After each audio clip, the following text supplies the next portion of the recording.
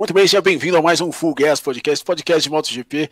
Hoje, mais um não, né? Hoje é muito especial, temos aqui uma presença especialíssima.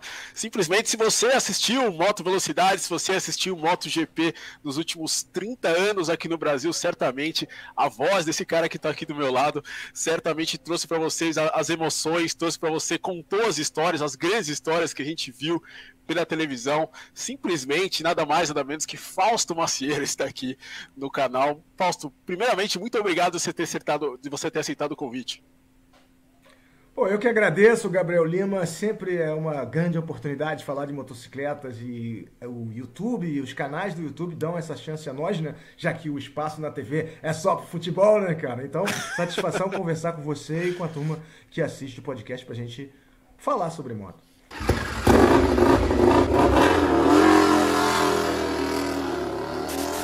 Eu só queria pedir uma coisa pra você.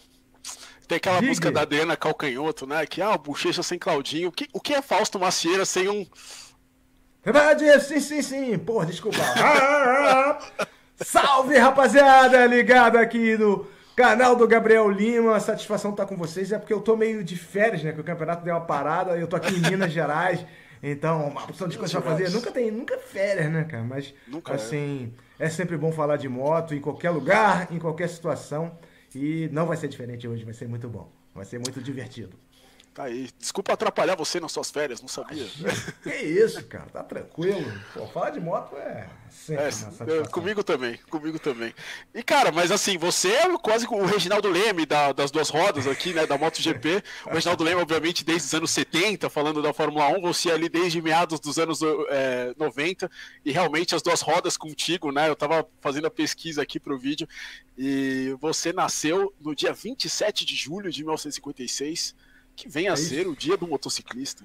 Como explicar isso? Anteontem, convergência astrológica, né, Gabriel? Então, assim, eu fico muito satisfeito do meu pai e minha mãe terem aí se aproximado de uma forma aí que os astros trouxeram essa data, que eu acho muito boa. Eu nem sabia, minha mãe que me falou dessa data, mas, assim, eu sempre fui ligado em moto e, assim, é a minha vida, como é de nós.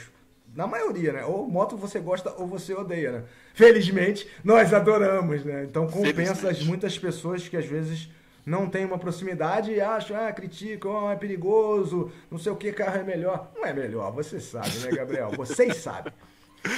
Pois é, mas eu queria começar te perguntando, como você se sente sendo essa via, né, que trouxe tantas pessoas para essa paixão da moto, mas da moto velocidade principalmente, assim, a gente vive no país de futebol, mas assim, quando a gente fala em competição, quando a gente fala em competição de velocidade, é mais a Fórmula 1, a gente teve essa cultura da Fórmula 1, mas você foi um dos caras que quebrou isso, né, acho que na última década, assim, a Fórmula 1 e a MotoGP por muito tempo estavam ali juntas, ali principalmente com o Valentino, o Marques. Como você sente tendo sido essa via, né, pavimentado esse caminho para um monte de gente?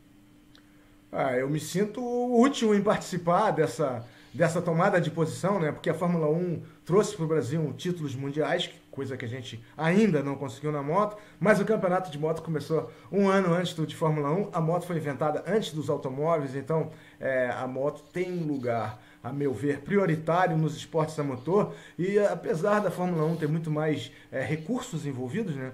E ser mais rápida do que a moto nos circuitos que elas compartilham, porque a Fórmula 1 é enorme, tem toda a parte dos pneus e tudo mais, mas a moto eu acho que é muito mais encantadora, né? Você vê o piloto mandando a curva, o corpo se movimentando em conjunto, em harmonia com a moto, e você vê tudo isso com muito mais nitidez do que na Fórmula 1. Então eu acho que a Fórmula 1 é bacana, é bonito, é opulento, mas a moto, pô, não tem comparação, né? Foi uma das coisas que me chamou muito a atenção na MotoGP quando eu comecei a ver. Eu comecei pela Fórmula 1, mas a MotoGP, você vê o trabalho do piloto ali, realmente é uma coisa que é muito apaixonante. Mas eu queria te perguntar, Fausto, quem te trouxe para esse mundo das duas rodas? Ou foi você sozinho, ou foi alguém que te levou a gostar de moto? Como é que foi o início seu, assim, de criança, de moleque, assim, a gostar de moto? Acho que eu simpatizo com os veículos há muito tempo, né? Acho que todos nós, né, na infância, tem aquela coisa de brincar de carrinho. Não tinha moto, agora tem, né? Um pouco, muito menos do que carro, mas não tinha na época que eu era criança, que já faz algum tempo. Então, eu fui vendo na rua, né? Vespas e motonetas, e Leonete, essas motos menores, né? E sempre achei encantador, sempre achei bacana. Aí a minha irmã namorou um motociclista, aí ficou mais próximo ainda. Mas eu acho que eu sempre quis ter uma moto e pedia pro meu pai. Eu acho que a história da maioria das pessoas é mais ou menos essa, né? Pô, me dá uma moto e tal. E meu pai, como a maioria dos pais, ouvia minha mãe que dizia que era perigoso e tal, e ele, não, mas você é muito menor de idade, bababá, isso desde um dígito de idade, né? Aí ele falou assim, lá pelos 14, ele chegou e falou assim, ó, se você quer comprar uma moto, você vai ter que comprar com o seu dinheiro, então você quer trabalhar? Quero!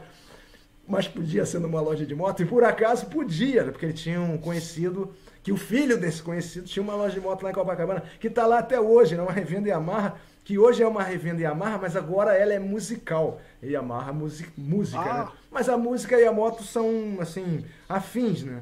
Então eu fui trabalhar lá, e isso com 14 anos. Aí trabalhei acho que um ano e meio e tal, não conseguia juntar o dinheiro, aí resolvi comprar uma moto, uma 350 Panther, assim, em estado meio caótico, perigoso. Aí meu pai falou, não, peraí, então eu vou te ajudar de alguma forma. Ele comprou, nós compramos, né? Ele e eu, mais ele do que eu, mas compramos uma FS1 50. Isso em 72, né, cara? Então, tem bastante tempo, né? E aí, a partir daí, bicho, minha vida mudou. E não era uma moto muito para fora da estrada, era uma moto mais charutinho, né? Daqueles, tipo TZ, mas não era uma mini TZ, né? Como era a RD50, era tudo voltado para velocidade. Mas a gente tinha casa em Petrópolis e lá não tinha, era paralelepípedo ou terra, não tinha asfalto. Então, daí acabei conhecendo outras pessoas que tinham umas F5, uma outra cinquentinha Yamaha, que já era mais off. E aí minha irmã comprou uma YB.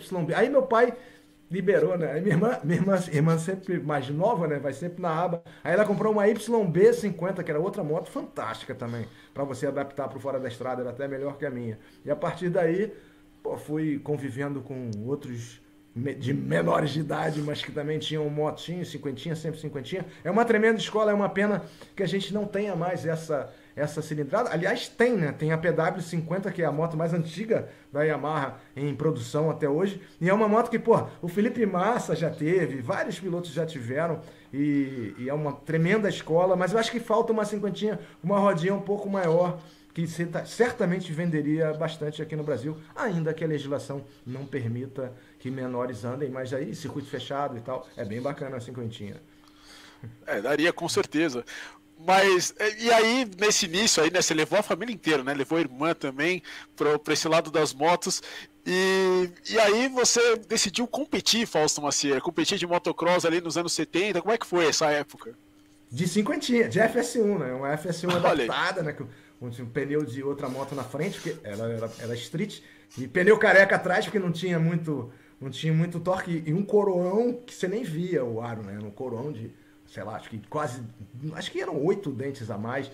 Aí ela ficava curtinha, ficava mais esperta, e tinha umas categorias, isso em Petrópolis, né, que é no interior do estado do Rio de Janeiro, tinha umas categorias força livre. Pô, força livre de cinquentinha. Já não largava na frente, né? Mas era divertido, e a diversão era o principal. E a partir daí, aí comprei uma TS 185 Suzuki, que era uma super moto também, para quem saiu de uma cinquentinha, né, cara? Era mais do triplo da cilindrada.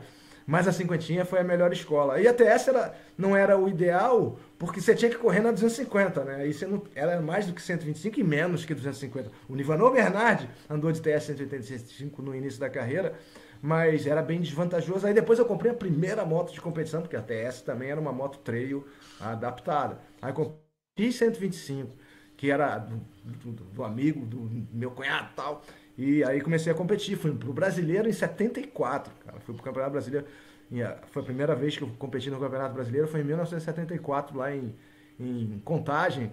E foi, porra, preparei, botei a suspensão cone, sabe? Uma moto tava bem justinha, larguei bem, tomei o capote logo na primeira volta, quebrou o amortecedor, mas foi divertido também da mesma maneira. E aí as competições começaram assim, desastradamente, mas larguei bem. Oh, aí sim, né? O Holy Shot, né? Não tinha Holy Shot, acho, na Eu era época. leve, cara. Eu pesava, pô, eu pesava, Ah, sim. pesava 55 quilos com 1,85 m. Quer dizer, eu largava bem, Ô, né? louco. Sério? Isso aqui, né? Era um nada. Ó, e Fausto Macieira com um piloto, assim, de 0 a 10, que nota?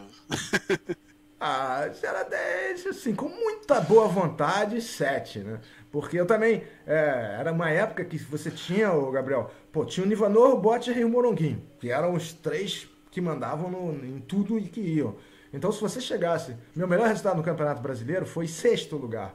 Mas, pô, tinha o Nivanor, o Bottas e o Moronguinho. Então, eu me senti terceiro, porque era o terceiro dos mortais. Eles eram inatingíveis e tinham patrocínios fortes, treinavam, né? Viviam do esporte naquela época. O Bottas já tinha ido para o Mundial, né? Foi o primeiro brasileiro a correr o Mundial. Então nós que éramos pilotos de fim de semana, especialmente os cariocas, tínhamos uma desvantagem imensa, né? Os paulistas tinham mais recursos, a turma do Sul, né? O Moronguinho, o Nivanor, que eram de lá, tinham muitas competições e tinham também muitas pistas. E aqui no Rio era aquela coisa meio brincadeira e tal. Mas de toda forma eu me diverti bastante. Cheguei a ser campeão carioca na 250, que era hoje o que seria a 450, era a classe principal. Seria a MXGP hoje, né? Então, pô, me diverti muito e me trouxe muitas oportunidades. Isso foi na década de 80. Fala assim, foi na década de 80, mas que ano? 1980. Foi bem no início da década de 80, né, cara? Mas isso, assim, me trouxe oportunidade. Eu fiz o curso da Suzuki. A Suzuki tinha um curso nos Estados Unidos, Gabriel, que era top. Você só levava o equipamento, era tudo por conta deles e era numa pista espetacular, que é Carlsbad, onde corria o Mundial de 500. Era uma super pista. Então eu fiz 2 vezes esse curso, né? Eu falo que, pô, eu fiz 2 vezes porque eu fui reprovado na primeira vez. Mas não foi. Eu fiz de 125, depois eu fiz de 250. Era um super curso, aí você melhorava a técnica, fazia uma dieta e tudo mais. Mas se você trabalha durante a semana, você já fica meio em desvantagem em relação à turma que só treina, né? Então, já é um pênalti, né? Pois é, e não tinha. Você podia treinar na pista onde seria a corrida a semana inteira, né? Então, pô, você chegava lá, os caras já estavam emendando tudo, né? Então, mas era divertido. E me trouxe uma porção de oportunidades. Eu comecei a escrever por causa das corridas, né? Porque não saía em lugar nenhum. Né? Eu corria, andava razoavelmente. No Carioca, nos estaduais, Carioca, Paulista, Mineiro, fazia top 5, pá, era bom. Tinha prêmio de largada, tinha alojamento, então tinha esses incentivozinhos, assim, tinha troféu. Hoje não tem mais troféu, né? Tem aquelas coisas de acrílico, né? Umas coisas de madeirinha. Antigamente tinha uns troféus bonitos e tal. E aí eu comecei a escrever para divulgar as corridas, né? Eu escrevia para falar, escrevia na terceira pessoa, escrevia com pseudônimo. Aí comecei a escrever e quando eu parei de correr, acho que eu parei de correr em 86. Aí eu parei de escrever, né? Aí me afastei do motociclismo de competição, mas continuei motociclista, até que eu tive um convite para abrir uma loja com outro amigo meu, que chamava PRP, que era Pareto Racing Team, que era do Guingo Pareto, meu amigo, já fomos para Califórnia junto, dividimos o carro e tal, dividimos uma pseudo motorhome, né, que era com show de... Pô, foi dos Estados Unidos, eu fui várias vezes assim nesse esquema bem exército de Brancaleone, né, cara? Bem assim, dormindo dentro do carro, não tinha banheiro, tomava banho no car wash. E aí o Guingo, esse meu amigo, morou na Califórnia há muito tempo, eu voltei, ele ficou. E aí ele resolveu abrir uma loja de acessório de moto. E me chamou para ser a parte trabalhista. Ele era o capitalista, não sabia nem onde era a loja, e eu era o que trabalhava. E a gente começou a fazer umas coisas, a gente era revendedor JT, as importações abriram, isso já foi nos anos 90, né? No início dos anos 90, na época do Collor, que reabriu as importações. Né? Pois é, aí a gente trazia, e aí era motocross e jet ski. Era assim, era jet ski tava na onda, né? Então, jet ski, a gente abriu uma loja na Barra, junto com uma concessionária. E foi, aí começamos a anunciar. E o camarada, tal, eu troco, você escreve, eu já tinha escrito há décadas, né? Você escreve e eu te dou como contrapartida uma permuta do espaço para divulgar a loja. Aí voltei a escrever sobre moto. Aí gostei mais até de escrever do que de correr. Eu já tinha parado de correr e achei que a minha contribuição como jornalista, como articulista, seria talvez mais importante do que a minha participação como esportista. Mas, de toda forma, foi sempre tudo muito divertido. Legal. Bom, voltando um pouquinho, você era um piloto que, assim, não era o Marc Marques, não era o Valentino Rossi, mas se divertiu bastante, assim, conseguiu uns troféuzinhos legais, levar para casa. E esse curso que você fez da Suzuka era uma espécie de prêmio das competições? Não, era um curso que era pago o curso, mas eram 4 dias numa pista espetacular. Pô, tomei 100 tombos lá, assim, foi muito divertido, assim. E era uma coisa, eram motos do ano, eles te davam toda a estrutura, alojamento, era muito barato, o preço era simbólico, então era difícil conseguir uma vaga, e eu consegui graças a uns contatos e tal, e fiz 2 vezes, fiz de 125, depois eu fiz de 250, e tinha o de 500, que eu não cheguei a fazer, mas cheguei a dar umas voltas de RM, na época era RM 370, era RM 370, foi muito bom esse curso. E você começou a escrever então... Comecei a escrever. Cara, eu ainda nos anos 70. Sou comentarista. Exatamente. Comentarista. O comunicador fala demais, né?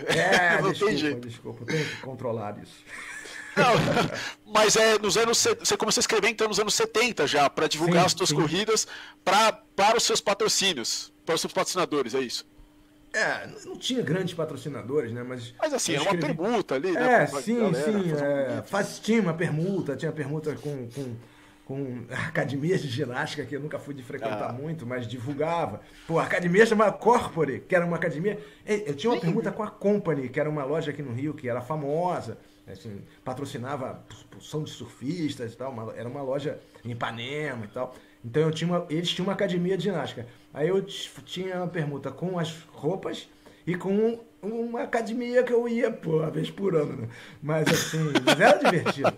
De viajar pra competição, conhecer cidadezinhas, né? É bem engraçado. Essa é a parte mais legal. Várias histórias, né? Então, foi muito bom. Sim. E o motocross, o Gabriel, você sabe, é muito menos caro do que a velocidade, né? Então, ele é mais democrático, né? Você com uma moto...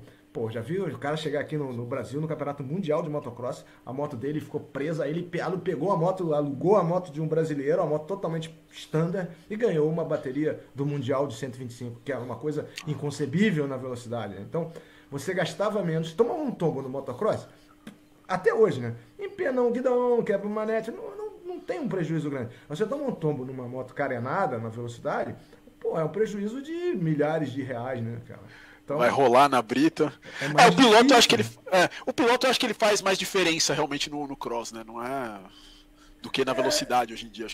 Eu acho que barato, não tem esporte a motor barato, mas entre os menos caros... Não, mas tô falando do braço. O braço acho que faz mais diferença no motocross. Então, o equipamento sendo mais ou menos padrão, você não precisa ter uma moto do ano com melhor ajuste para você se sobressair, né? Você consegue compensar isso na pilotagem.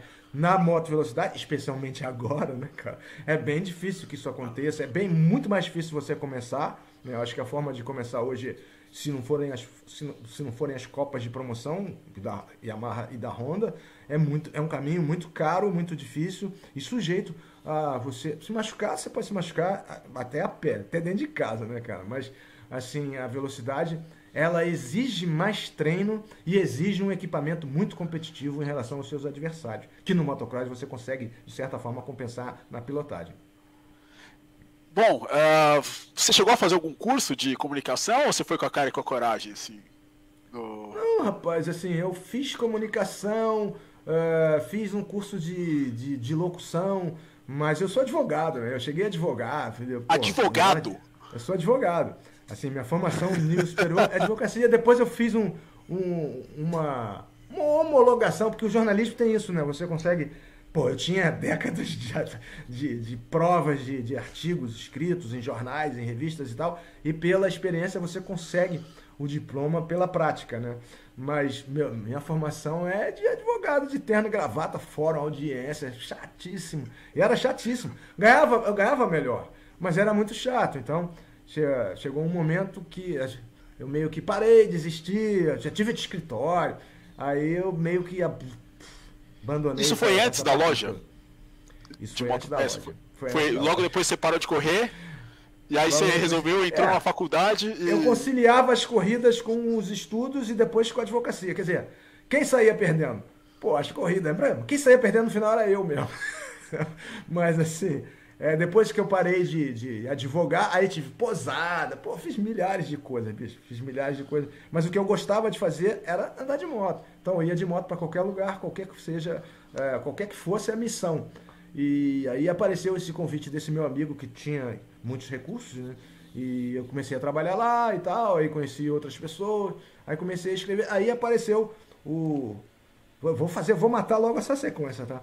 Aí apareceu o João Mendes, que tinha um programa que marcou época no Rio de Janeiro, acho que em alguns estados do Brasil, que era o Bike Show, que passava na Gazeta, em São Paulo, era da rede CNT, então passava no Sul também, e era TV aberta, e o João foi pioneiro, o programa dele é de 82, eu acho. Nossa. E aí ele teve umas mudanças lá, daí ele saiu da grade, aí quando ele voltou, no meados dos anos 90, eu estava com a loja ainda, e ele me chamou, você quer fazer... Aí ele virou uma espécie de uma faixa, né? Era o Espaço Motor, que tinha um programa de moto, que era o Bike Show, que ele ressuscitou, tinha um programa de carro, tinha um programa de fora da estrada, e tinha sempre uma corrida. Era meia hora cada... olha que época boa. Era meia hora cada programa no canal aberto. Aí ele, você quer fazer essa segunda fase do Bike Show? Eu nunca tinha feito televisão, né? Mas, quero, vou fazer, né? Advogado para qualquer coisa, né, cara? Aí comecei a fazer e a gente trocava também, da mesma forma, espaço comercial. E era super divertido. Fomos para Daytona em excursão, a gente vendia os pacotes no programa. Era bem bom. E foi o João que fazia umas participações no Sport TV. E ele tinha uma produtora, tinha uma porção de outras atribuições, arquiteto, faz várias coisas. Aí ele falou, cara, não estou conseguindo... a minha agenda não está batendo com a necessidade do que canal que era esse... Era o Sport TV Bike já? Show? Não, o Bike Show era na CNT. Está até hoje aí. O Bike Show era na CNT. O Espaço Motor também na CNT. Era CNT Gazeta. É Gazeta em São Paulo. Aí ele fazia umas coisas... O Sport TV era um canal a cabo já. Tá? Os canais a cabo acho que surgiram no início dos anos 90, 92, 93, como Top Sport. O Sport TV era Top Sport, depois virou Sport TV. Aí... Ele, você quer fazer um bico lá? Tem um cachezinho e tal. Quero, né? Aí fui. Cara, e era um negócio assim, era a corrida de speedway na neve, que eu nunca nem tinha visto, né? Nossa. Aí mais vendo uma enrolada lá e tal. Pessoal de lado, né? Pois na neve, quer dizer. Assim, aí falei umas bobagens lá, os caras acharam engraçado, e começaram a me chamar, e depois me propuseram um contrato. Isso foi em 96, né? Foi em 96. Aí, o Mundial de Moto Velocidade tinha o GP do Rio, né? Que era o único que a gente fazia no local. Porque era no Rio, não tinha orçamento. Aí comecei a fazer as etapas do Mundial. E aí a gente fazia o Mundial de Motocross, fazia uns outros programas também. E aí fiquei lá, acho que 2 décadas lá no Sport TV, e quando tinha alguma coisa assim que transcendia o Sport TV, era na TV Globo, era no Esporte Espetacular, tinha aquele campeonato de motocross estilo livre, que o Joaninha ganhou vários, né? Que Sim. Era sempre no Rio, e a gente fazia. Então, depois tudo virou TV Globo, o Sport TV foi incorporado para a TV Globo, virou um departamento, perdeu um pouco de autonomia, mas aí fiquei lá bastante tempo, fazia participações nos jornais, fazia umas coisas assim, era bem engraçado também. Sim, mas voltando um pouco, a gente falou muito de motocross, mas quando surgiu moto velocidade na tua vida, assim, on-road? Então, a moto velocidade na minha vida surgiu depois que eu fui pro Sport TV. Que a gente, acho que o direito, acho que era da Band, acho que o direito do Mundial... Sim, nesse começo era 95, 96, era... Foi quando o Alexandre ganhou, em 93 e tal. Esses direitos eram da Band, e a Band cedia algumas imagens para o Sport TV, como eles fazem no futebol, né? Trocam gols, né, e tal. E aí eles acharam um nicho interessante, as empresas começaram a apoiar também, aí eles pegaram o campeonato. Aí me chamaram para comentar o campeonato de moto velocidade, que eu não tinha muita intimidade com a moto velocidade, mas eu conhecia muita gente também nesse meio, e aí comecei a fazer as participações nas transmissões. E de lá as coisas foram acontecendo, a moto velocidade, a gente tinha o Alexandre numa boa fase, especialmente no final da década de 90, início dos anos 2000, o Alexandre estava muito bem naquela transição de 500 para MotoGP, e eu conhecia o Alexandre, então às vezes a gente eu fui para lançamento de equipe do Alexandre, fazia umas matérias e tal, mas fazia motociclismo, eu era editor de motociclismo no Sport TV, mas o carro-chefe sempre foi o Mundial de MotoGP. E então naquela época que a MotoGP vinha, por exemplo, para Goiânia, ainda você não estava ainda inteirado, Não, ainda não era, nessa não era época não estava. Eu entrei na época, eu entrei, cara, 96. Foi quando 96. Foi pós-Goiânia. Goiânia foi 87, né? 88. Até 89. Isso aí. Depois teve uma etapa em Interlagos, Interlagos. 91, né? 92. 92. E depois não teve mais, né? Porque Interlagos não dá para andar de moto, né? É bem inseguro para uma moto grande, até para uma moto pequena, né? Mas, assim... É complicado. O motociclismo... Vídeo no canal, inclusive, pra galera que estiver assistindo, vai aparecer aqui em cima. Tem vídeo no canal sobre essa corrida bizarra de Interlagos. Mas, enfim. Mas, bom, você lembra qual foi a primeira corrida que você comentou de MotoGP? Cara, eu acho que foi em 96, foi o Grande Prêmio do Rio de Janeiro. Do Rio. Né? Que era o que a gente fazia, porque como era... O Sport TV era aqui em São Cristóvão, né? E as corridas eram no autódromo, mas como a corrida era no Rio, a Honda patrocinava o Grande Prêmio e tal, a gente fazia muitas matérias, então fazia durante a semana, ia nas coletivas de imprensa. O Valentino Rossi estava começando, entrevistei o Valentino Rossi quando andava de 125, com menor de idade também, e esse era o carro-chefe, era a única que a gente fazia fora do estúdio, o resto era tudo off-tube, né? Tudo vendo pela tela, como a maioria agora, acho que todos os canais, especialmente depois da pandemia, estão fazendo, infelizmente, longe da pista, porque perto, você conhece, né? Perto da pista você consegue muito mais informação, rende muito mais, fica muito mais rica a transmissão, e a transmissão agora, com essas corridas de sprint, é uma transmissão, bicho, é uma maratona, né? Sexta, sábado e domingo, dá 15 horas ao vivo, e de longe, bastante, né? Então é mais difícil, né? É bastante, é muita coisa. A gente vai chegar lá, mas é legal. A gente vai chegar lá, eu quero pedir também, quero falar sobre isso contigo. Bom, como é que foram esses primeiros anos, então, aí anos 90? A corrida mais velha que eu encontrei você comentando foi a Austrália 98. Aí depois de 96 vocês começaram a fazer a temporada inteira, né? Como é que foram esses primeiros anos? Assim, como é que você foi pegando essa cancha assim, de comentarista? Bicho, na cara de pau, né? Aprendendo com as situações, aproveitando as oportunidades, sobretudo, né? Então, o Valentino Rossi estava começando, encontrava com ele algumas vezes, ele estava em início de carreira, mas logo depois ele já foi campeão. Ele foi campeão na 125, aí foi para 250, foi campeão no Rio de Janeiro, então essa época foi 250. Espetacular na 250, e depois ele foi para 500. As primeiras corridas foram assim, meio que tateando, porque você não tinha muita informação e não tinha tanta internet, né? Agora você consegue, através da internet, se informar, saber coisas especulações e possibilidades, coisas que não existiam naquela época. Então a gente aproveitava muito a corrida do Rio como base, a gente fazia várias entrevistas sempre quando tinha corrida no Rio e deixávamos ao longo da temporada, sabe, um perfil de um piloto, porque para os pilotos era chatérrimo, né? Porque, porra, o cara tava ali para correr, a quinta-feira, você sabe, é o dia da imprensa, mas é o dia que eles têm a coletiva também, e, pô, o cara quer falar sobre aquele fato. E pedir desculpa, bicho, a gente vai usar isso ao longo da temporada, vai te dar uma visibilidade, o Brasil vende não sei quantas motos e tal. Então, aproveitava a boa vontade e a paciência dos pilotos para ter um material que nós tivéssemos possibilidade de distribuir ao longo do ano inteiro, especialmente com o Alexandre, que era a grande atração, que era um piloto brasileiro que andava na ponta, né? A gente nunca teve um piloto dessa qualidade, né? Então foi exatamente. Bom. Cara, eu vi uma entrevista, você falou do Valentino, uma curiosidade. Eu tinha um VHS do Esporte Espetacular de 97, quando o Valentino estava na 125, que eu não lembro, não sei se você estava envolvido com isso, mas o repórter falava que ele é o Guga das pistas. Tu chegou a fazer essa entrevista ou... Não, obrigado. Não, obrigado. Não, porque ele era o... porque ele tinha o cabelo comprido na época, e o Guga tinha vencido também, Roland Garros na época, e aí ele tentou... Eles faziam aquela mudança, mas foi a primeira vez que eu vi o Valentino Rossi, foi exatamente por conta dessa reportagem aí meio bizarra. Pois é, a primeira vez que eu vi o Valentino Rossi foi lá no Sheraton, onde os pilotos ficavam, né? Foi numa coletiva do Alexandre. O Alexandre andava de 500 e o Valentino andava de 125.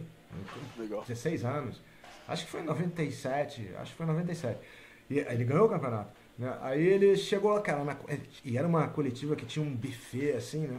E ele chegou de mochila, pegou salgado e doce, cara. Ele misturou salgado e doce, jogou tudo dentro da mochila e foi embora. Pegou umas bebidas assim e foi embora, né? Ele foi lá pra comer. Foi lá nem pra comer, eu acho que ele levou pra comer no quarto.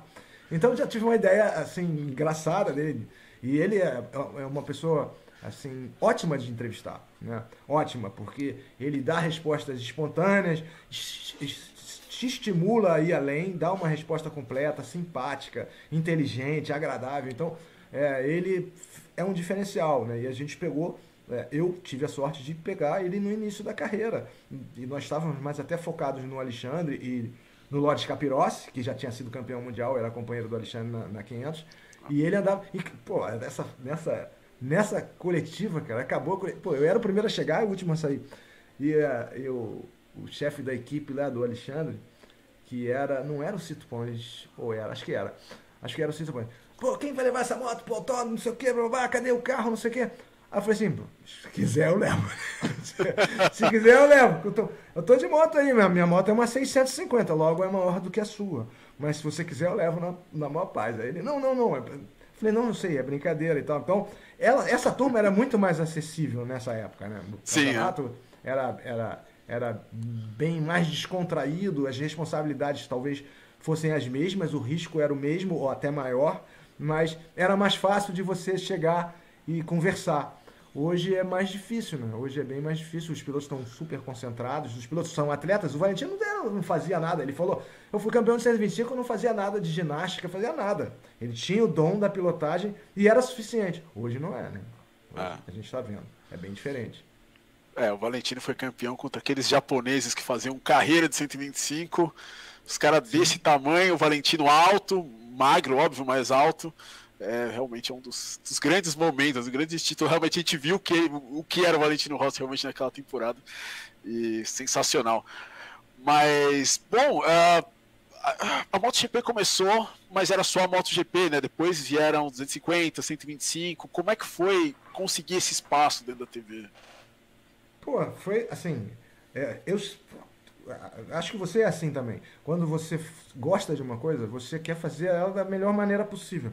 Então eu sempre cheguei, agora não que eu estou fazendo tudo mais ou menos de remotado, mas eu sempre chegava no canal 2 horas antes para ver o que estava acontecendo e tal, e a gente recebia a imagem, só passava 500.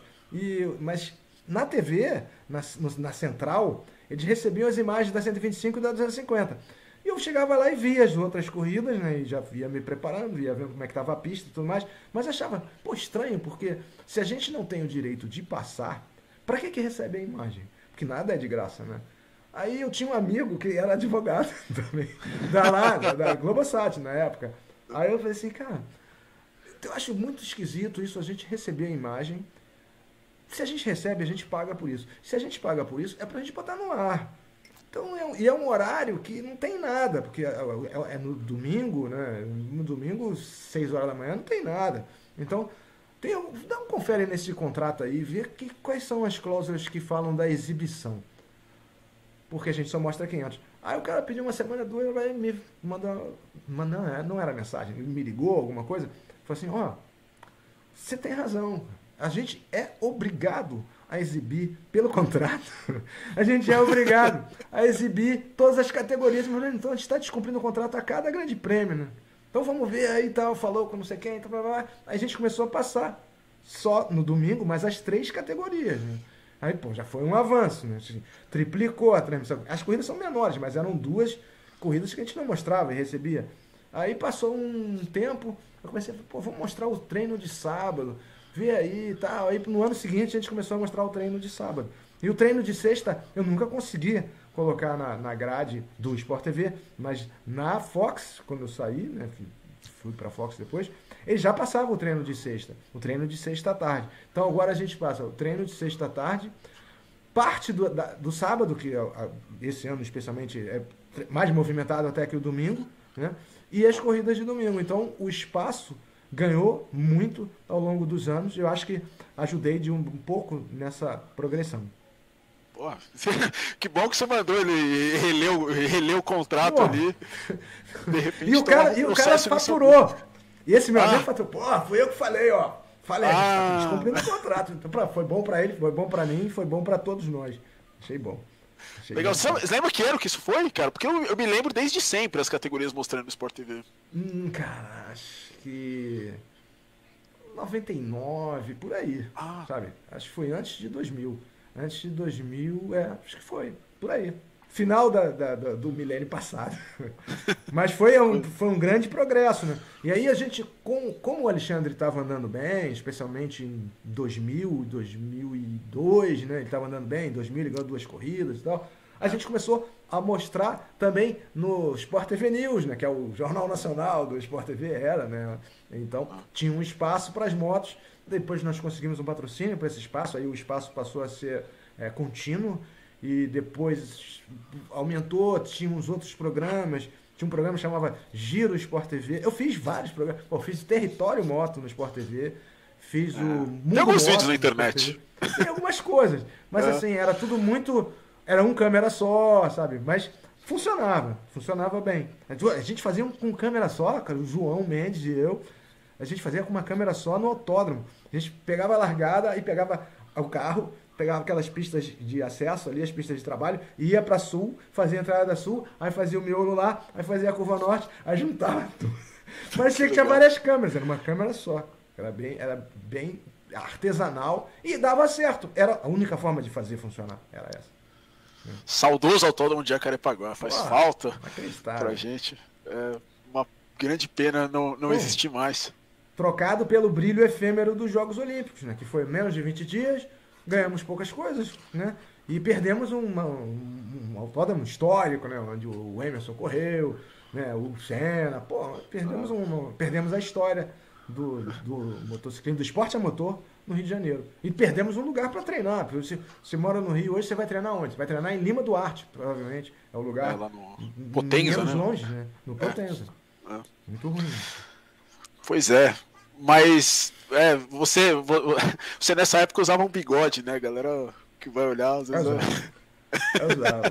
Eu usava porque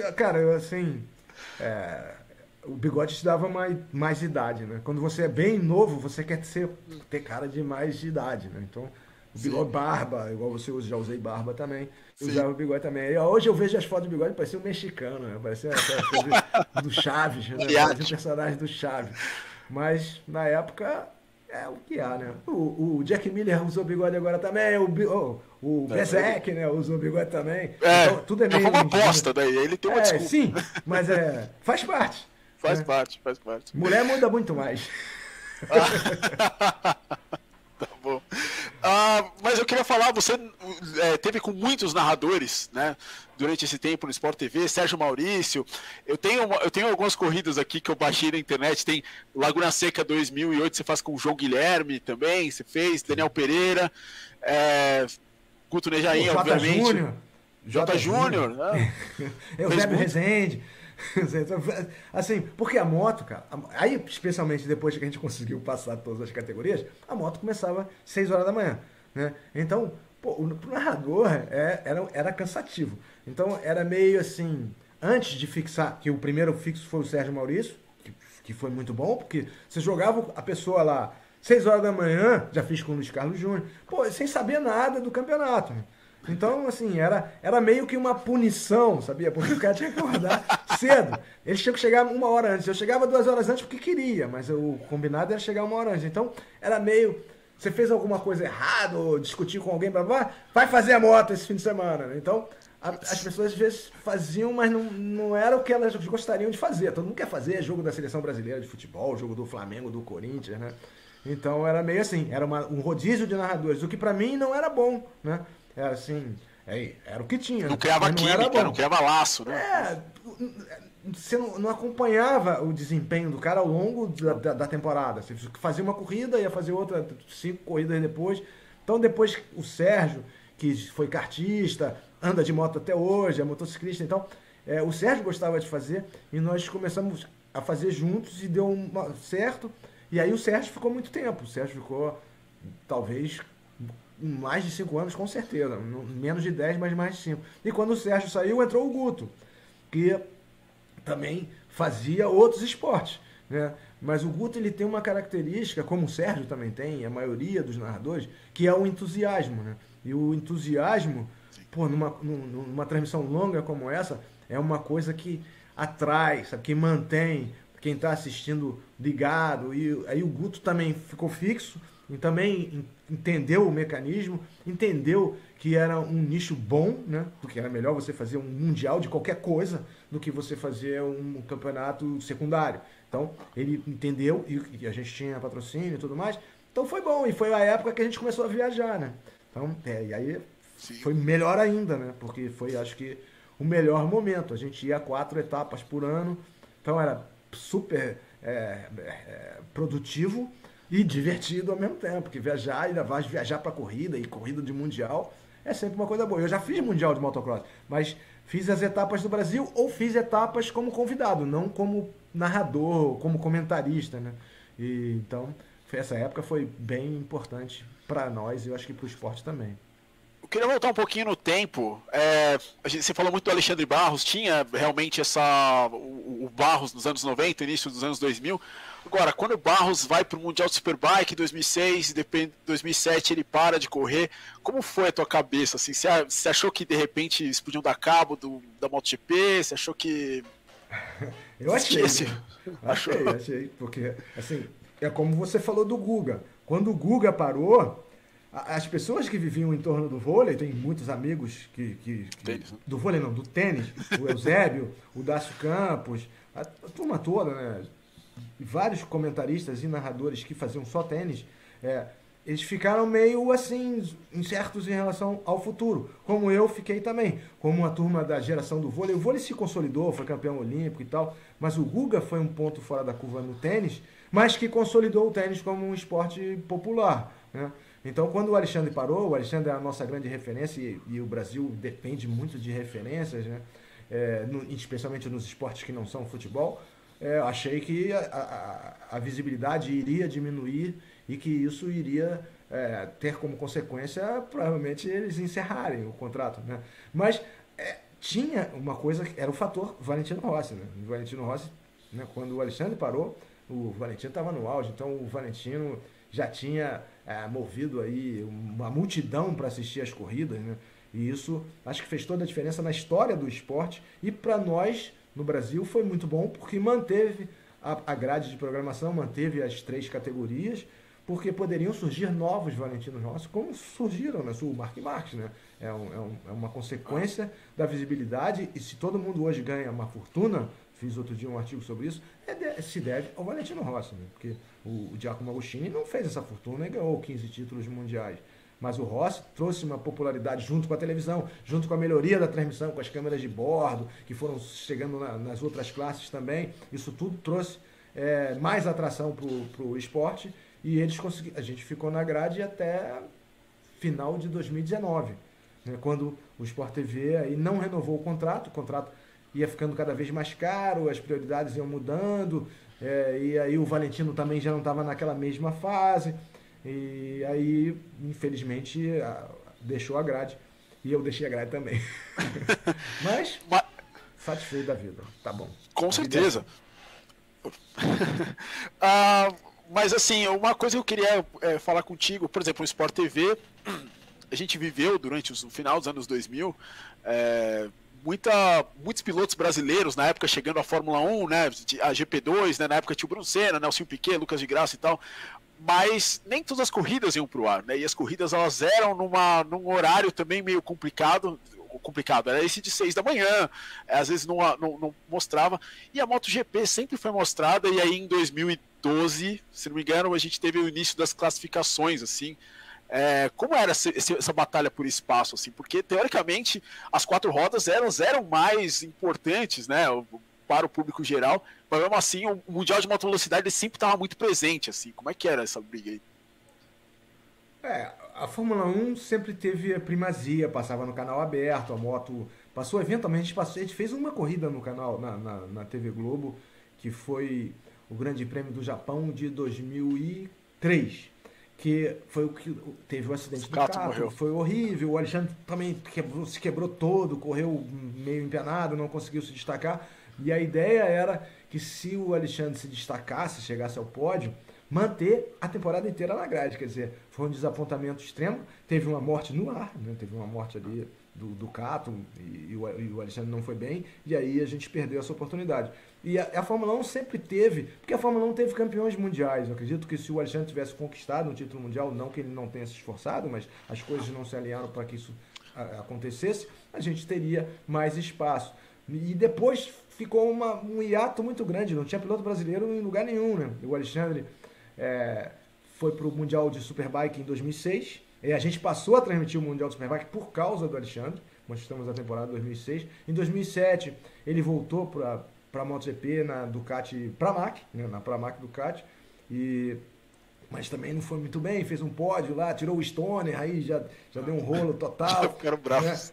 Né? E aí a gente perdeu esse espaço, e perdeu o espaço para a Fórmula 1, mas a Fórmula 1 na categoria principal. Na Fórmula 1, ao contrário da MotoGP, nunca houve um espaço fixo, pelo menos na TV aberta, ou no próprio Sport TV, para as classes de acesso, né? Que é uma coisa que faz falta, né? Que é o que revela.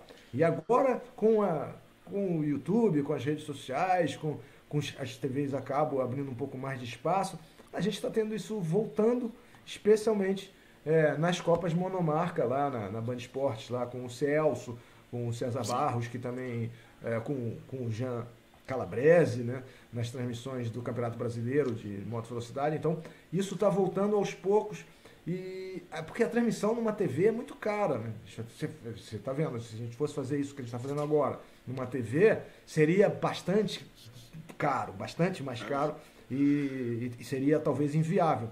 Mas como você tem o teu canal, eu tenho o meu, e você consegue conciliar com as suas outras atividades, e para quem gosta de esporte, ele sempre vai achar um nicho onde tenha coisa interessante para se assistir, como o seu programa, como o seu canal. Que bom. Felizmente. Mas, enfim, com o Guto, você viveu um grande, acho que o maior momento assim, da moto velocidade no Brasil. Como é que era a relação de vocês? Como é que se deu essa parceria? Tem alguma história aí que pode contar também? Porque vocês viajaram muito juntos também, né? Pois o Guto é um personagem, né? Em si, ele já é um personagem. Ele tá lá em Portugal, ele tá no canal do Galvão Bueno, né? Mostrando estoque. A estoque, ele, o Galvão e mais um convidado. Mas o narrador é ele, né? O Galvão faz a parte de apresentação e tal, mas a corrida o Guto narra. Então ele tem grande capacidade e ele tem no entusiasmo uma das principais qualidades, né? E viajar com ele é sempre engraçado, porque eu dirigia e ele era o navegador, né? Mas agora isso tudo é muito mais fácil, mas a gente já ficou no mesmo quarto, já ficou com um carro pequeno que não cabia nada, já nos perdemos várias vezes, já fomos barrados em vários lugares, mas era sempre divertido, era sempre diferente, né? E, então a gente tem muitas histórias boas para contar, especialmente assim, as corridas, você já foi a grandes prêmios, você sabe que é um congestionamento imenso, né? Então a gente dava umas cortadas de caminho, assim, e se perdia, aparecia no meio da floresta, aí na fazenda, voltava tudo. E era bem divertido, era bem engraçado. E nós ficamos 10 anos juntos, né? E no 10º ano, que foi em 2018, acho que foi em 2018, a gente foi de 2008 a 2018. Fizemos, o Sport TV fez uma homenagem a nós. Eu lembro. E tal. E quem fechou a homenagem foi o Mark Marques, né? Que na época, o Mark Marques vinha bastante ao Brasil, né? Deve ter encontrado com ele. E a gente fazia... Você apresentava os eventos dele aqui, né? Apresentava os eventos dele, passava o dia com ele. Então, era bem divertido. Ele fez um parabéns. Minha mãe falou, a mulher do Guto falou, minha mulher falou. Foi uma homenagem, assim, no final da temporada 2018, que foi acho que um momento que a gente mal sabia, mas era o auge. Em 2019 a gente já não foi a muitas etapas, a gente foi a uma etapa em 2019 nos Estados Unidos, e no final de 2019 o contrato não foi renovado. Eu acredito que já em 2019 eles já estavam metendo uma mão no freio ali para priorizar outros esportes. E aí o Guto poderia ter ficado no Sport TV, né? Ele poderia ter ficado porque ele é muito eficiente em vários esportes. Ele narra rugby, vôlei, basquete, o que for. Mas a mulher dele é portuguesa, aí ele conseguiu cidadania, aí eles foram para Portugal, onde ele está dando continuidade à carreira dele. Né? Lá ele está fazendo algumas coisas no Sport TV, ele comenta os jogos dos times brasileiros na TV portuguesa, porque a colônia portuguesa lá é muito grande. Foi uma oportunidade que ele tinha, ele tem menos idade do que eu tinha que aproveitar, tem família, foi todo mundo, né? Ele foi, levou o cachorro, levou o gato, voltou para pegar o cachorro. Tudo com o Guto assim, confuso e tal. Vamos parar ali. Eu falei, porra, Guto, eu não vou parar ali porque não vai caber, cara. Um cara então, intenso. Aí ele falou assim, bicho, você é o estacionador geral da República. Então é o seguinte, agora eu vou parar, tu vai estacionar. Eu dirijo, chega, tu estaciona. Porque eu não tô acostumado.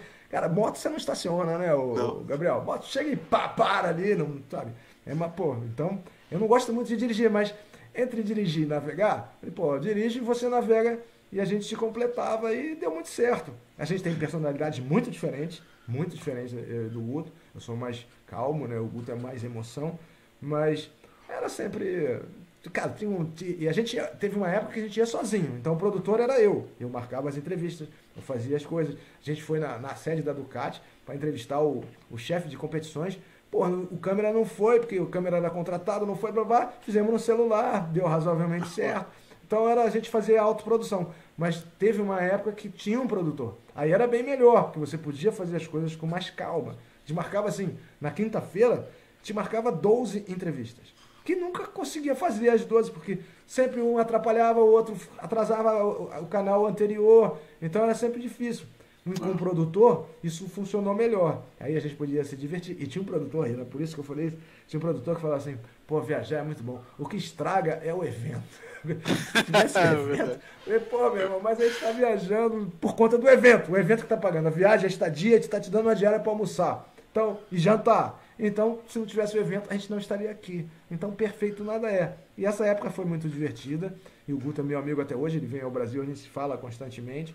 E ele está lá com o Galvão Bueno. E eu acho que ele, nesses caminhos, ele consegue sempre um espaço, porque além de ser competente, ele é muito ousado, arrojado nas posições. Isso dá certo para ele. E quão legal foi, né, vocês terminarem toda essa história legal com aquela vitória do Eric Granado, né, em cima do Bradley Smith na Moto E. Acho que foi a última narração, tua corrida que vocês comentaram 2019, juntos. Né? Terminou com uma vitória brasileira na última volta, né? Dupla vitória, Eric Granado fez 50 pontos perfeitos. Foi uma corrida maravilhosa, essa a gente não estava lá. Né? Sim.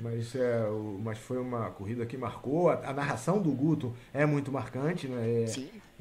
Ele é estilo Guido Meda, né? Assim, isso é bom, mobiliza, né? Então fez um grande sucesso aquela narração, foi pro mundo inteiro, o Eric adorou e tal. E eu tenho certeza que o Guto vai encontrar o caminho dele, especialmente no esporte a motor. Já encontrou a partir do momento que ele está trabalhando com o Galvão Bueno, que é outra referência na narração do esporte a motor no Brasil. Bom, mas aí depois do Sport TV, ano de pandemia e a volta aí na Fox, como é que foi esse processo, esse ciclo para você, assim, depois de tanto tempo no canal e... Enfim. Acho que você quando fica fazendo uma coisa que você gosta, numa estrutura qualificada, a melhor, né, assim, a melhor possível, você fica realizado, fica satisfeito. Então, claro que eu fiquei muito triste quando o contrato não foi renovado e por isso eles saíram do motociclismo e nós saímos de lá. Eu saí porque não tinha mais motociclismo, o Guto saiu para tentar a sorte em Portugal. E aí eu conversei com o pessoal do Superbike Brasil e fui comentar o Superbike Brasil em 2020, que foi uma coisa difícil, né? Porque era pandemia a pleno, né? E as corridas eram todas em São Paulo, todo mundo de máscara. Narrar de máscara e comentar de máscara é bem ruim. Foi na Rede TV, que não tinha estrutura, né? Era uma estrutura bem mais restrita do que o Sport TV, mas foi bom para mim ter continuado em evidência. Era um canal aberto, né? Então, de toda forma, foi importante para mim naquele momento. Eu agradeço a turma toda que me deu aquela oportunidade. E aí, em 2021, eu fui para Fox, né? Em 2021, eu fui para Fox e foi um ano muito bom, né? Assim, 2021 foi bem interessante, o campeonato foi super disputado e os resultados de audiência foram bons também. 2020 foi um ano confuso, você lembra, né? Teve 14 etapas da MotoGP, o MotoGP não correu no Catar, porque não pôde ir. A turma que já estava lá para testar acabou correndo, só teve classe de acesso. Então teve 15 etapas nas classes de acesso e 14 na classe principal. Uma coisa bem diferente, etapas seguidas no mesmo lugar. O mundo inteiro sofreu, né? E Sim. Eu particularmente também, porque a gente tinha essa preocupação com contágio e tudo mais. Aí 2021 foi melhor, 2022 foi muito melhor. E em 2021, quando eu fui para a Fox, eu já trabalhei com o João Guilherme no Sport TV, né? Sim. Não cheguei a trabalhar com ele na Fox, mas trabalhei aí com o Hamilton Rodrigues, com quem eu já tinha trabalhado também no Sport TV, né? Então reencontrei o Hamilton e o Hamilton é super elegante na condução, né? Cada um tem o seu estilo, mas ele é participativo, dá espaço para todo mundo falar, deixa eu falar à vontade, eu falo muito também. E foi importante para mim. E aí em 2022 a gente fazia o Hamilton, eu e o Edgar. E agora em 2023 é o Hamilton, eu e o Edgar revezando com a Juliana Tesser, que também entrega bastante de informação. Então eu me sinto satisfeito com o que eu estou fazendo, onde eu estou fazendo e da forma que eu estou fazendo. Eu agora estou fazendo tudo na minha casa, né, cara? Então tudo remoto, assim, tudo remoto. O que é bom quando funciona e que não é bom quando não funciona. Mas isso pode acontecer mesmo num estúdio e tal, né? Você depende do sinal, às vezes cai o sinal. Contratempos existem, né? A gente já ficou lá no Sport TV 5 horas naquele grande prêmio da Inglaterra. E não teve corrida. Pois ficamos 5 horas ali e tal, e nada. Mas a gente fluía, estou te falando, o Guto entusiasma tudo, velório, tudo qualquer coisa. Ele é estilo Tim Maia, sabe, assim. Sim. Então foi bom. Tudo você vai aprendendo. Nos reveses você aprende mais ainda. Então, acho que... e ao mesmo tempo eu consegui conciliar com as minhas outras atividades, com o canal que eu tenho, com o programa que eu faço para a Yamaha.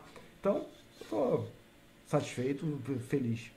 Que bom, cara. Você falou do Edgar, né? O Edgar é um cara que é muito especial, assim, porque é um cara que está há muitos anos já fazendo isso, né? Enfim, tem a raiz dele no automobilismo e está até hoje comentando, assim.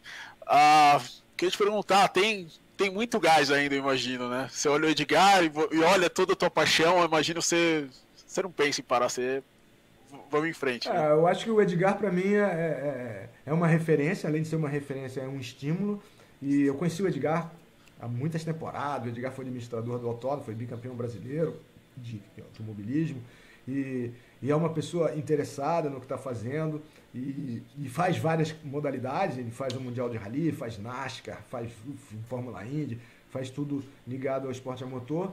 E eu acho que mostra um caminho, né? Você vai amadurecendo, como você falou do Reginaldo Leme, como a gente tinha no futebol o João Saldanha e outros comentaristas, né? E essas carreiras grandes te dão uma experiência para você lidar com os contratempos, que são muitos, né?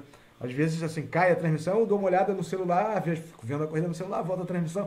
Aí eu falo às vezes pro Hamilton assim, pô, Hamilton, ainda bem que não era tênis, né, cara? Pô, se fosse tênis fazendo no celular é bem difícil. Eu fico com 3 monitores, mas eu basicamente não tenho mais o deslocamento. O que, além de diminuir o custo, diminui o risco, né? Porque eu moro bem longe, moro bem longe da onde era o Sport TV, na Barra da Tijuca. Então eu saía sábado de madrugada de moto para ir para lá, blitz, tal, sinal verde, semáforo verde você diminui, que ninguém para. Então, já tomei alguns tomos indo para o trabalho e agora minimizou, mas está tudo bem. Eu acho que só poder participar, eu acho que o Edgar também pensa assim, poder participar, poder entregar alguma coisa, algum comentário que acrescente para a pessoa, que ela possa levar para o dia a dia, ou que ela se divirta ou ache graça, já vale a pena todos os tropeços, que quem não os tem, né?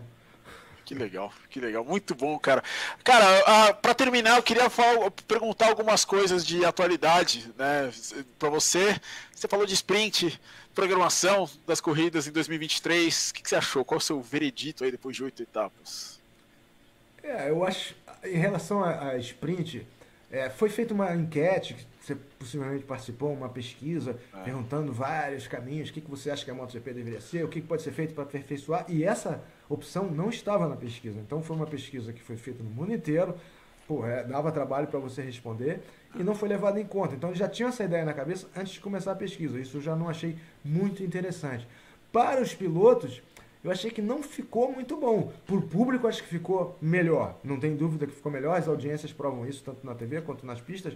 Mas para os pilotos, que são quem arrisca a pele lá, né? São quem, sabe, cada vez que sai da garagem pode não voltar. Para eles, não ficou muito bom, porque os treinos... O treino da manhã de sexta-feira que eles estão pedindo para não valer como tomada de tempo, eu acho justo que não valha, porque você já sai preocupado se vai para o Q1 ou para o Q2, sem tempo para ajustar a moto. E essa modificação vai valer para 2024, para 2023 não vai valer, porque não houve consenso, concordância, né? Sim. Então, acho que ficou assim, especialmente nessas corridas que a gente está tendo, nessa fase, que tem a Moto E junto, o sábado ficou muito extenso. E o domingo, talvez tivesse uma corrida da Moto E no domingo, como tinha anteriormente, uma no sábado, uma no domingo, mas as duas no sábado, mais os treinos, mais os classificatórios, mais Q1, Q2, mais a sprint, eu achei que ficou um pouco pesado para quem não gosta. E especialmente o perigo aumentou.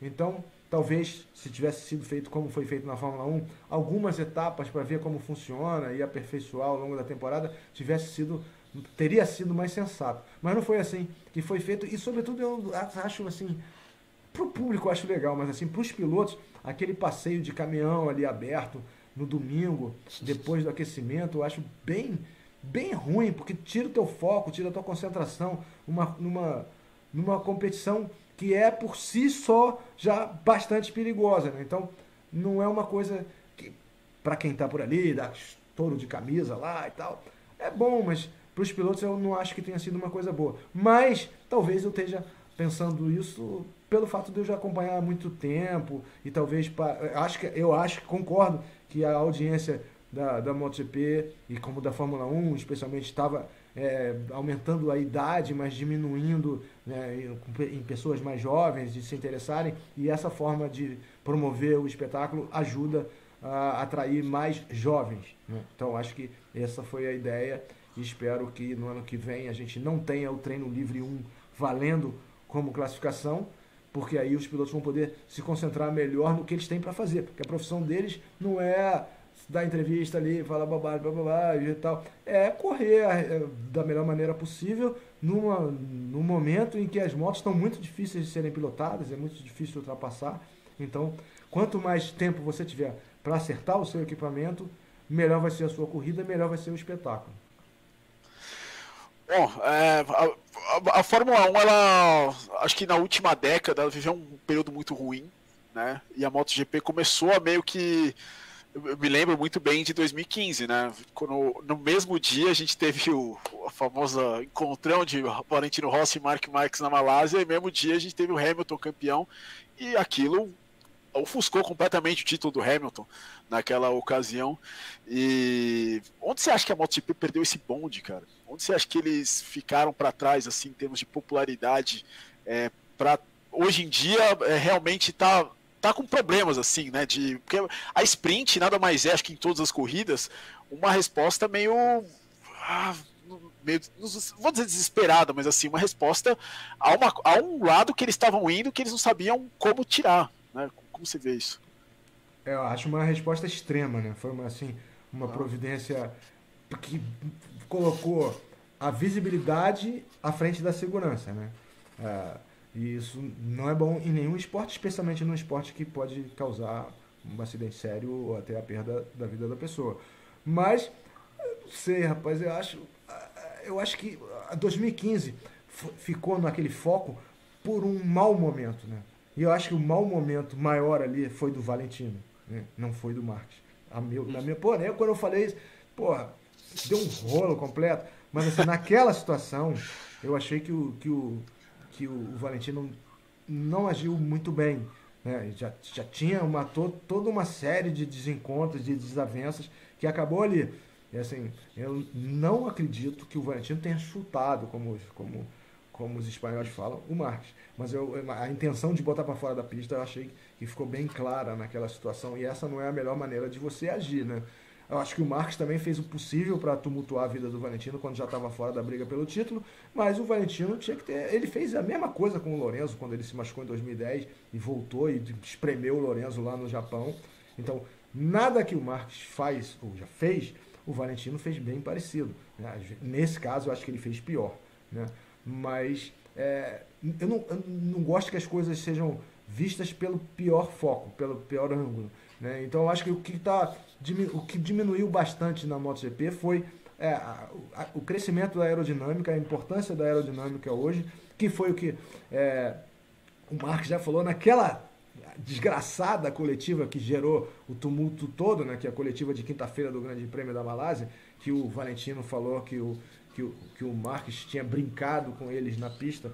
E o que o Marques falou é uma coisa que hoje acontece com muito mais frequência, que se você está atrás de alguém, o teu pneu dianteiro vai esquentar, né? E hoje isso é muito mais visível, porque a aerodinâmica é muito maior.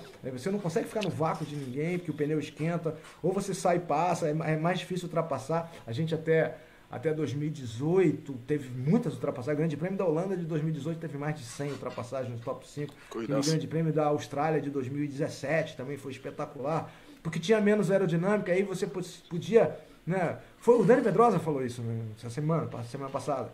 A gente consegue ver isso pela internet. Pô, uma coisa que o Marques fazia, que eu não conseguia fazer, que ele aparecia aqui, aparecia lá, cruzava pra cá, sabe? Ele mudava a linha rapidamente, colado no cara, ele botava do lado, puxava. Hoje é muito mais difícil fazer isso, né? Então, as ultrapassagens são mais difíceis, é mais complicado você pilotar a moto, que você tem o rebaixamento de traseira, tem o controle de largada, tem uma porção de modificações, além daqueles botões todos, que isso não está aparecendo na Fórmula 1, né? Mapa de potência, freio motor, várias regulagens que você tem que fazer ao longo da corrida, né? Então, isso dificulta bastante. As motos estão cada vez mais arrojadas, mas a pilotagem, a diferença da pilotagem é menos visível. Se você tiver uma moto boa, né, você vai se sobressair, ainda que você não seja o melhor piloto. E isso não é bom, né? Mas é o que a gente tem, é o que a gente vai ter até 2026. Né? Até 2026 a gente vai ter esse regulamento. Acredito que a partir de 2026 haja uma frenagem nessa aerodinâmica que acaba gerando a menor quantidade de ultrapassagens, que é a razão de existir do espetáculo, que é o que acontece com a Fórmula 1. É difícil ultrapassar, a moto também não era difícil ultrapassar, né? A gente vê corridas fenomenais, e agora a gente vê menos corridas fenomenais. Onde é que a gente vê corridas fenomenais? Sempre. Na Moto 3, né, que tem menos tecnologia embarcada, zero aerodinâmica que foi também vetada na Moto 2, e eu acho que a MotoGP vai para uma frenagem, desde que a Ducati concorde, né? Uma frenagem dessa parte da aerodinâmica, especialmente na frente da moto. Pois é, um jogo político aí que vai ser complicado. Mas assim, falando da popularidade da MotoGP, você acha que de repente eles botaram os ovos dentro de uma cesta só, de um piloto só, por exemplo? Eles investiram muito no Valentino, investiram muito no Marques. Você acha que o MotoGP errou desse lado também, assim, em termos de divulgação? Eu acho que sempre teve um piloto como referência, né? Às vezes 2, às vezes 3, às vezes 4. Quando tem 4 é ótimo, né? Quando na própria Fórmula 1 é sempre assim, é 1, 2, um terceiro eventual, né? Então, sempre teve essa polarização. Na moto, eu acho menos difícil de você ter, assim, alternâncias entre pilotos, não entre marcas. A Ducati deve ganhar esse campeonato, né? A gente tem, e não é pelo fato dela ter 8 motos. Não é pelo fato dela ter 8 motos no grid, a gente já teve 6 Hondas, né? E acho que também a retirada da Suzuki também afetou o campeonato. Eu concordo com você que foi muito em cima dos personagens principais, que eram o Rossi e depois o Marques, e antes deles o Pedrosa, o Stoner, o Lorenzo, os personagens principais, sempre foi um foco em cima deles. Hoje a gente vê os pilotos, o Quartararo anda mais do que os resultados dele estão mostrando, né? Acho que a maioria deles, o Vinhales anda mais do que o resultado deles está mostrando. E existem pilotos bons que estão limitados. O Miguel Oliveira anda mais do que os resultados dele demonstram. Então a gente tem pilotos que já venceram e tal, e que hoje a gente tem menos marcas, né? Eu gostaria de ter. O Carlos Espeleta deu uma entrevista também falando: pô, a gente quer ter 20 motos no grid. Mas isso é um recuo em relação ao que se pensava há 2, 3 anos atrás, que o pai dele falava que queria 24 motos no grid com 6 marcas com 4 motos. Que esse eu acho que é o ideal. Eu acho que o pai dele estava certo, o filho não está certo. Botar 20 motos ali é pouco, né? Se a gente tem 30 nas outras classes, né? E se o objetivo de qualquer piloto é chegar na MotoGP, se você tiver 30 nas outras classes, 20 na MotoGP e já tem 20 lá, pô, vai ser difícil de você chegar, né? Então o espetáculo seria melhor se a Suzuki tivesse permanecido, até porque era 4 em linha também, para fazer aquela alternância ali da agilidade com a potência, e que a gente tivesse a Kawasaki presente, a BMW, a Triumph, ou quem quisesse entrar, ou um fabricante chinês que está entrando lá na Superbike. A própria Superbike tem uma... não, eu recebo muito esse tipo de crítica, né? Pô, mas a Superbike está muito melhor. Mais ou menos, né? Mais ou menos, né? Tem um cara só vencendo, né? Pois é. Também numa Ducati. E é notável a diferença de equipamento. A diferença de equipamento é notável, né? Não estou dizendo que o Bautista seja um mau piloto, é um excelente piloto, e para nós de experiência é bom, que tem 38 anos, tá ganhando tudo, vai ficar Sim, mais experiente, até 40. O Valentino saiu com 41, mas assim, é notório que a moto dele é melhor. A moto dele é melhor, notoriamente, tem mais potência e tal. E assim, é difícil pro Ray e pro Toprak fazerem frente, né? A BMW, a Aprilia, o que for, fazerem frente. Então, eu acho que... E é isso no motocross, é o que eu estava te falando. No motocross, que é da onde eu venho, você vê um campeonato de motocross, você vê, cara, pilotos andando bem, com uma alternância de poder, de resultado incrível. E nem sempre o cara que vence tem a melhor moto, né? O Tim Geiser está afastado, a gente está vendo corridas, o Jorge Prado está liderando, o Roman Febre ganhou de Kawasaki, o outro ganha de Gasgas, o cara ganha de Yamaha, o outro ganha de Honda. Então, isso é bom pro espetáculo, né? Sim. E a Ducati vai entrar no Mundial de Motocross, né? A Triumph vai entrar no AMA Supercross. Então, acho que por quê? Eu acho que por que vão entrar e por quê? É a outra pergunta que devem te fazer direto. Por que não tem a Kawasaki? Por que não tem a BMW? Pô, não tem porque custa uma fortuna, bicho. Por isso que não tem, né? Então, você fazer uma equipe no Mundial do Motocross custa, porra, sei lá, 10% de uma equipe no Mundial de MotoGP. Então, é isso que faz a diferença, né? Não, principalmente não. No trial, só para fechar com a diferença da pilotagem. No trial, pega uma moto 2010 e dá na mão do Tony Bow. Ele vai ganhar do mesmo jeito, bicho. Agora você pega uma moto 2030 e dá na mão, sei lá, do competidor do Fujinami. Não vai ganhar do Tony Bow de 2010, sabe? Então, isso acho que é uma atração para o esporte. O fator humano se sobressair em relação ao equipamento, o que está cada vez mais difícil no esporte a motor, em qualquer modalidade.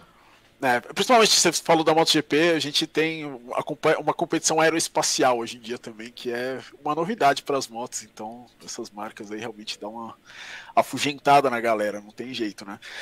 Mas enfim, a gente falou do Marques, acha que ele volta? Eu acho que o Marques, assim, fisicamente, ele não é mais aquele super piloto que ele era, mas ele é um dos melhores pilotos, entendeu? É um dos melhores pilotos. Você pega o Marques, bota na Ducati. Pô, vai andar, cara. Não tem jeito, vai andar. Ele tá com 30 anos, o Valentino parou com 41. O problema do Marques foi aquela situação toda de 2020 lá, o chefe da equipe dele, porra, não seria o chefe da minha equipe. Não seria. Então, Alberto Pucci não seria, assim. E a Honda, ela apostou muito no Marques. E quando o Marques pacotou lá, então já fez 4 operações, 0 ele não vai ficar, né? Deixa eu ver, o Valentino teve aquele acidente que foi muito menos sério do que o do Marques e não ganhou mais nenhum título, né? Foi um antes e um depois na carreira dele. Pois é, foi um antes e um depois. E foi muito menos grave. O do Marques foi muito mais grave, né? E mal resolvido. E assim, você vê a equipe mais rica do campeonato cometeu uns lapsos, né? Não vou dizer erros, né? Lapsos seguidos, né? Isso é muito esquisito. Você vê agora, tá nas férias aí, os 4 pilotos da Honda, não, os 3 estão ruins, só o Nakagami, que não está na enfermaria, né? Tá tudo muito quebrado, né? Então, difícil, né? Então, não sei se o Marques vai sair da Honda, não sei se alguém quer e tem cacife para atraí-lo, né? Não acho que seja a melhor coisa a gente brecar essa sexta moto da KTM, porque o argumento de brecar sexta moto, Marques e Acosta, né? Porque, porra, se a Ducati tem 8, precedentes já tá lá, né? A Yamaha não tem 4 porque eu não quis, né? Poderia ter 4. Se a gente tivesse uma satélite Yamaha e uma segunda satélite KTM, ou Husqvarna, o que for, teríamos 24 motos no grid em 2024. Mas como cada um só pensa em si, né? Vai ser difícil, né, cara? Eu acho que as coisas vão continuar da mesma maneira. Não, acho difícil o Marques sair da Honda, a não ser que abra uma nova vaga. Entendeu?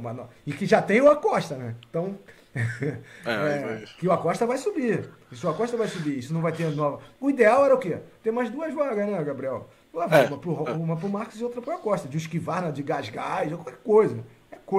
Né? De MV Agusta, qualquer coisa, né?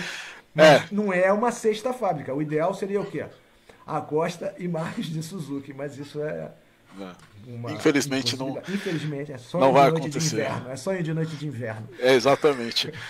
Qual foi a melhor corrida que você fez? Aí, jogo rápido aí pra gente terminar. Melhor corrida que você lembra, que você acha? Assim, acho que das melhores corridas que eu comentei foi o Grande Prêmio da Austrália de 2015 ou de 2017. De 2015. Foi 2015. O Iannone passou 2. Sim. Mas assim, tem muitas corridas boas. Essa foi uma das melhores, cara. Essa foi a corrida que plantou a semente da discórdia na MotoGP. Sim.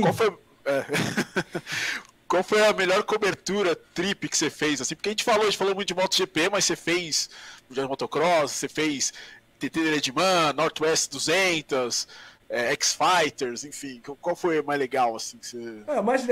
As melhores são as que você não tem a responsabilidade de fazer uma transmissão ao vivo, né? São as melhores, né? Porque você não tem a preocupação de uma transmissão ao vivo, corre pra cabine, vai na grid, volta pra cabine, é bem estressante. Então, sob esse aspecto e sob o aspecto do ineditismo e da importância, a melhor corrida que eu fiz foi o TT da Ilha de Man, que o Rafael Pasqualini foi o primeiro brasileiro a correr em mais de 100 anos e foi uma cobertura maravilhosa, a gente ficou 20 dias lá, então foi super divertido, fizemos várias matérias diferentes, a ilha é um barataço, vale a pena ir, então acho que, e pela diversidade do que foi o TT da Ilha de Man.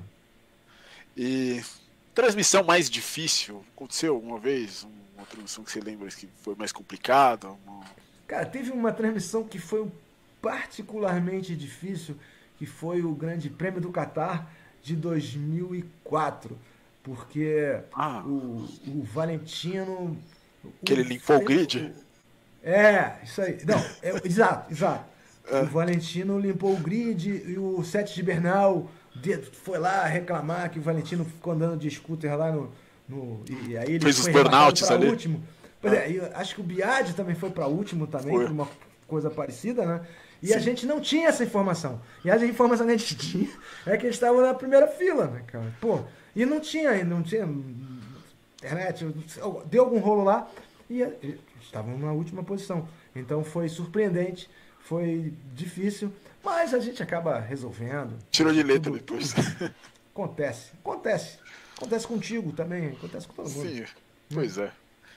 Bom, é isso aí, Fausto. Muito obrigado aí pela sua presença. Valeu demais aí você ter, enfim, prestado um pouco do seu conhecimento, contado um pouco da sua história. Eu tenho certeza que muita gente vai ver e vai curtir. Muito obrigado pela sua presença. Bom, eu que agradeço, Gabriel Lima, agradeço a todos que tiveram a paciência de escutar essa conversa, que é uma conversa de apaixonados pelo motociclismo, mas o motociclismo é uma coisa que ou ame ou nem chega perto. E assim, acho que cada vez mais com a precariedade do transporte público, com as dificuldades do dia a dia, mais gente tem se aproximado das motocicletas e, vamos comprar um carro elétrico. Um carro elétrico não é a solução, né? A solução é uma coisa que você já vem com teto solar, que você tem um espírito de liberdade, de independência, para em qualquer lugar, vai a qualquer lugar, não tem moto inadequada, tem a moto que é adequada para você, que o seu orçamento pode comprar, e com ela certamente a sua qualidade de vida, o seu espírito vai viver, vai fazer a sua trajetória pelo planeta muito mais arejado, muito mais positivo, muito mais feliz. É isso que eu acho. Muito obrigado. Vou chorar aqui. Valeu. Comentarista e ativista, Fausto Macedo. Mais que comentarista, comentarista das duas rodas. Valeu, Fausto. Valeu demais. Valeu, obrigado. Valeu, a galera que assistiu. Acelera Brasil! Valeu. Obrigado a todos. Valeu. Tchau, tchau.